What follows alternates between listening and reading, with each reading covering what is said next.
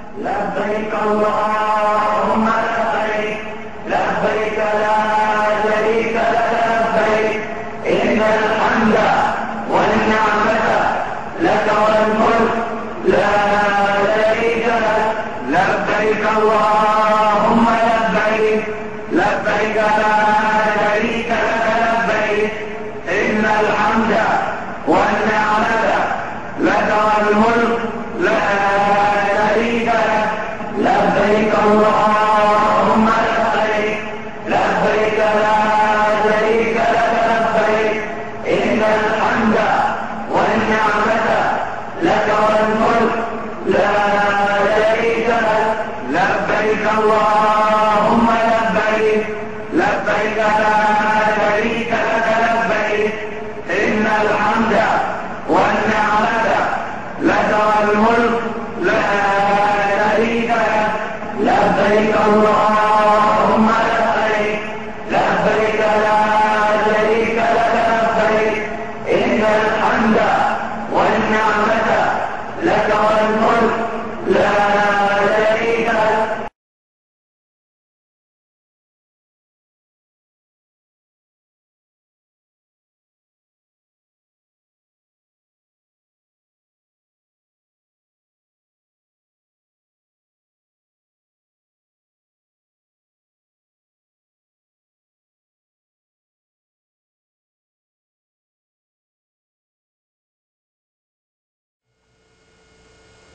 Hajj by Arabic meaning reaching for high destination, reaching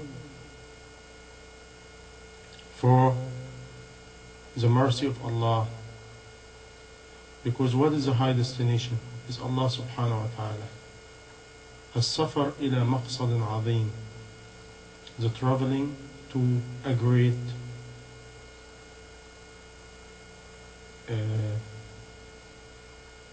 ending, or a great elevation, or a great place. And we going to Mecca and Medina,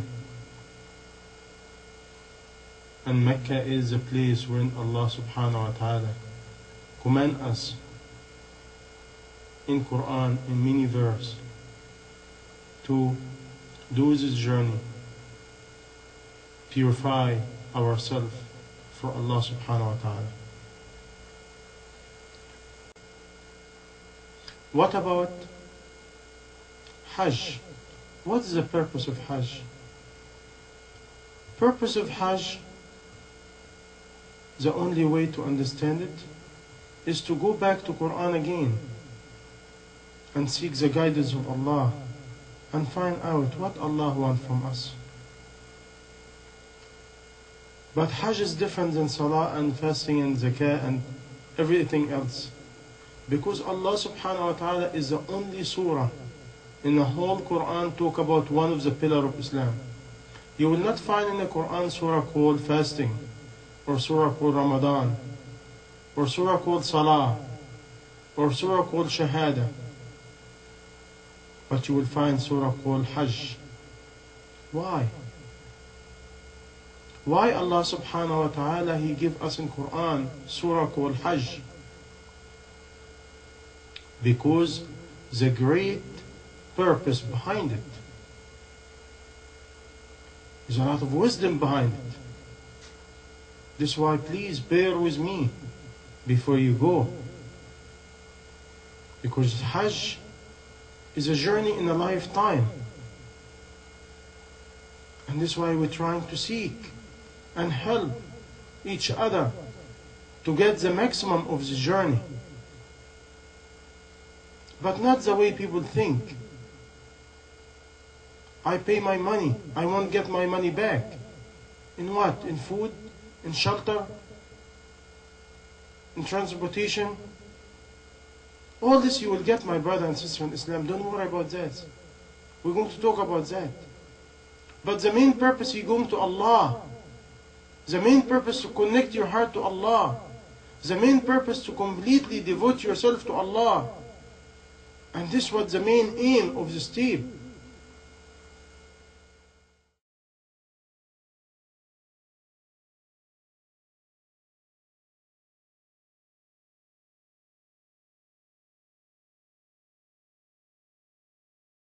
When you start the journey of Hajj, you start the journey of death, you start the journey of leaving everything, you migrate from the status of life to the status of akhirah. You migrate from a status of other to the status of oneness with Allah subhanahu wa ta'ala. Now we're going to the pillar of Hajj. The pillar of Hajj is number one, ihram. To change the clothing from the clothes of dunya to the clothes of akhirah.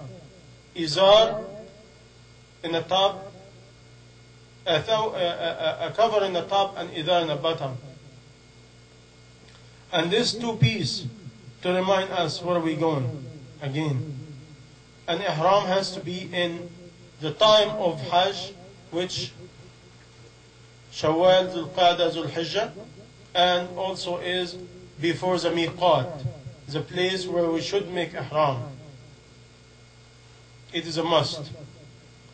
And also is some of the pillar of Hajj to be in Arafat. After the sun rise to after the sun go down. Meaning you start going after Fajr and you reach Arafat approximately around Zuhr time and you leave after Maghrib immediately.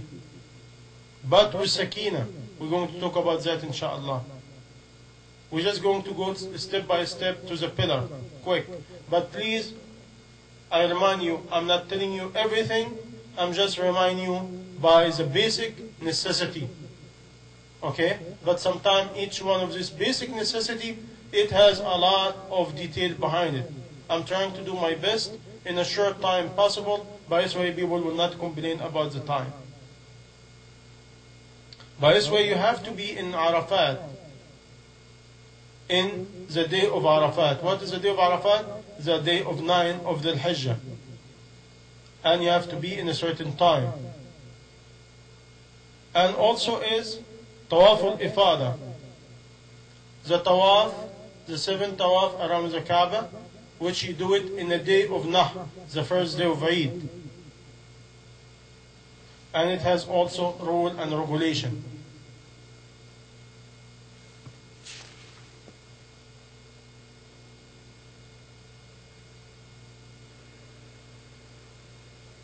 And you have to be in a state of wudu, a state of cleanliness. And also number 4 or 5, we said ihram number 1, wuquf ba'arafah number 2, tawaf number 3. Oh, and the sa'i between the Safa and Marwa as a pillar also. We have to do the sa'i between Safa and Marwa 7 times also as a pillar. And number 5, to cut the hair, and for men to shorten the hair and is recommended to shave, and for women to cut only a level of like 1 centimeter approximately. And number 6 is that certain things has to be in a sequence, meaning you cannot do it in your own time, in your own way. It has to go in the right sequence according to the sunnah of Rasulullah sallallahu alayhi wasallam. If you go to Medina, remember who you're going to visit again. Rasulullah sallallahu alayhi wasallam. And when you visit all the sites in Medina, remember who's his people, who's the companion of the Prophet sallallahu alayhi wasallam, and how much does he give? They give their own life, they give their own blood for Islam, and how much we accomplish, how much we do, how much activity we do, how much we really give from our time, from our wealth, from our thought, from our thinking, from our desire for Allah and the deen of Allah subhanahu wa ta'ala. When you are in Medina, you have to be in a state of crying, because we're all in a state of sins. Because we think about the ritual of worship and we do not think about the duty of the whole deen of Allah subhanahu wa ta'ala. And we are the messenger of Allah on earth, because no messenger coming after Muhammad sallallahu alayhi wa sallam.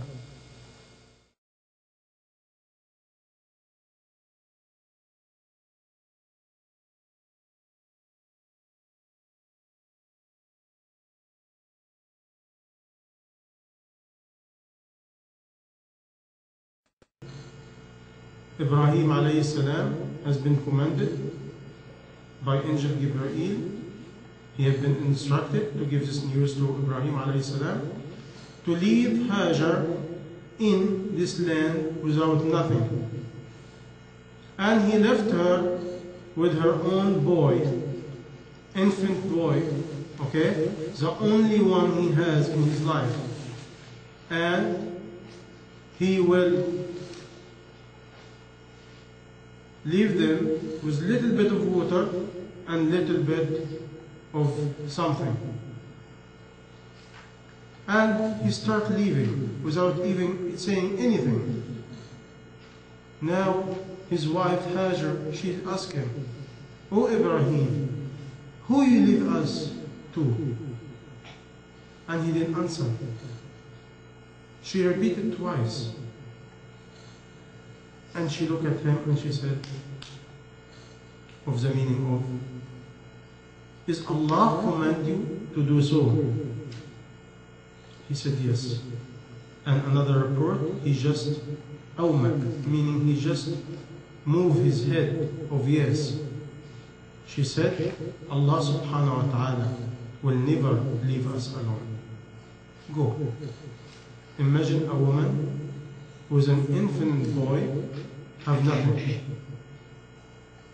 Now a woman with infant boy has nothing, and she obeyed her husband to be left alone in a desert with no meaning. Meaning now the means of surviving is not there. What we learn from that? The obedience. Obedience is very important. And sometimes we misunderstand the power of obedience.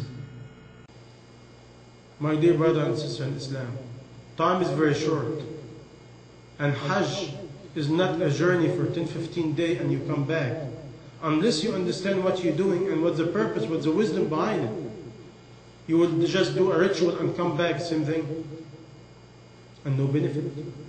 By this way, when I do Sa'i and Safa or Marwa, I remember Hajar.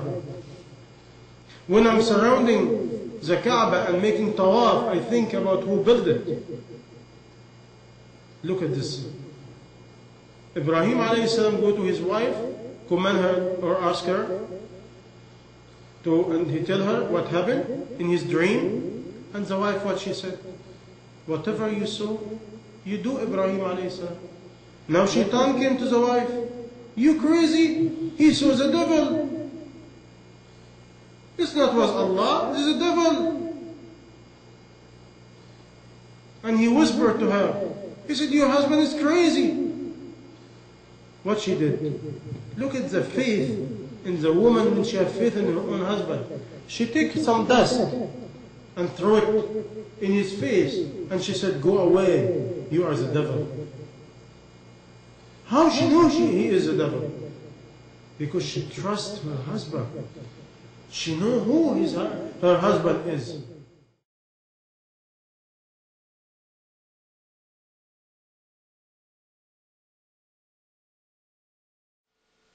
We try to correct and perfect different things in our life.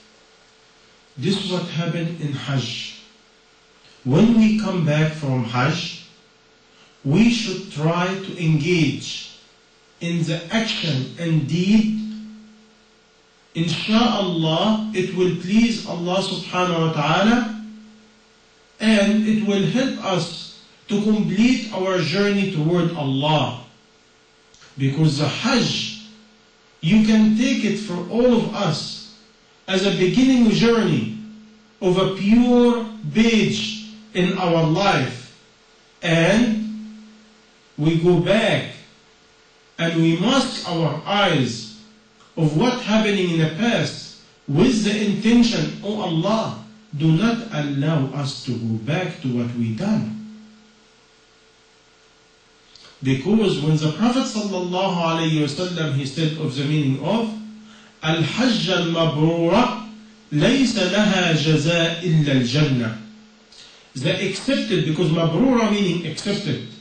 The accepted Hajj is no reward for it except paradise. And if we aim for Jannah, paradise, insha'Allah, we will try.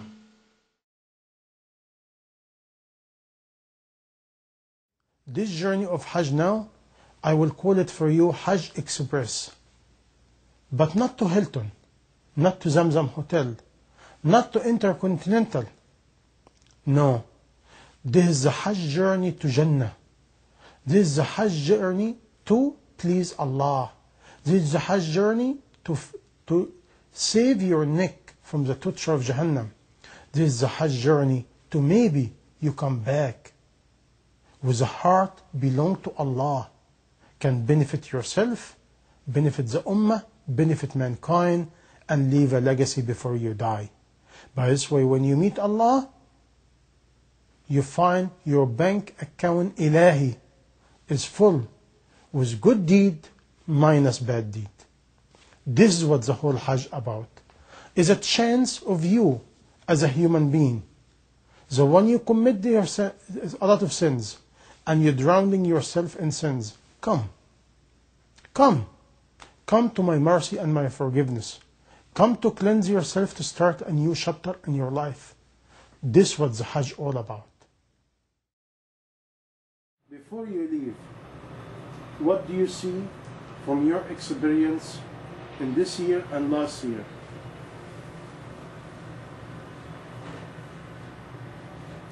I see the view in the Hajj is everybody, he want his own Hajj. He don't want Allah Hajj or Islamic Hajj. What do you think? What's the disease and what's the cure?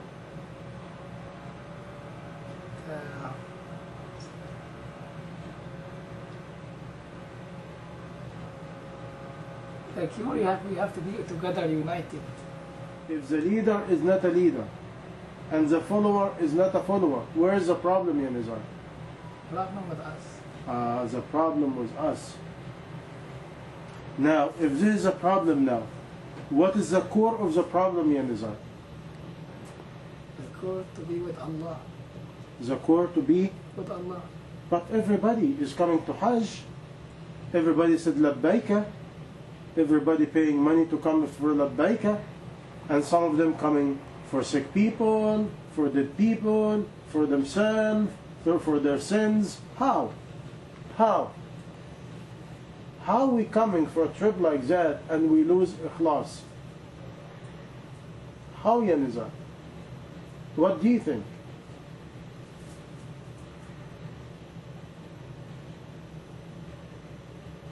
We have to become sincere, more sincere. We have to be coming sincere. Now let me tell you something. Can you live as a liar and all of a sudden you switch to sincerity when you come to Hajj? No. You cannot. It's very difficult.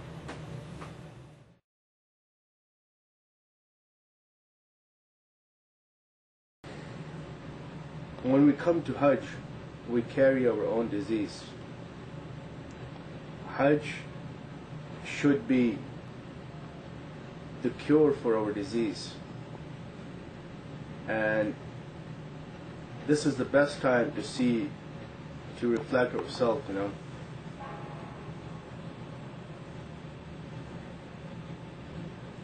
What the problems we have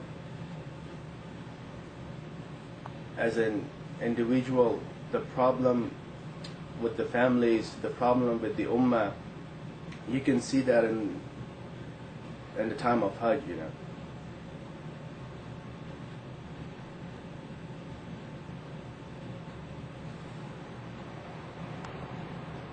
Where is the problem and what's the cure? The problem is in our heart, the sincerity of heart, the lack of iman. And the cure is always going back to Allah subhanahu wa ta'ala. If our heart is sincere and full of iman,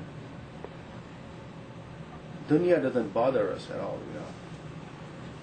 Our family doesn't bother us. people around us, they don't bother us. But the problem, yes, we come for Hajj, but with all the packages in our heart, we have somewhere in our heart something that we want to gain, but with the mixture of dunya. And when we stay here, we see that we go back and forth. Sometimes when, like myself, if I'm alone, I think about my own self, the reason I came here, and I think about Allah. But when I'm with the group, I am in dunya. I'm not thinking about myself. I'm not thinking about the reason for being here. And my heart is empty. So I can feel that I'm lacking sincerity. I'm lacking iman. And may Allah subhanahu wa ta'ala give me the tawfiq that I'll be able to overcome my dunya desire.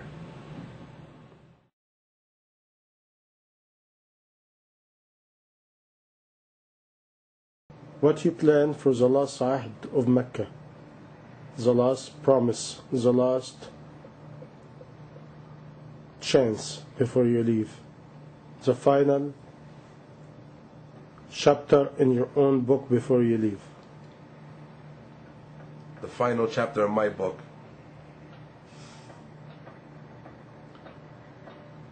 One thing I would like to do in my final chapter would be basically to renew my wishes to Allah, my dua, because I came here a very, very needy person.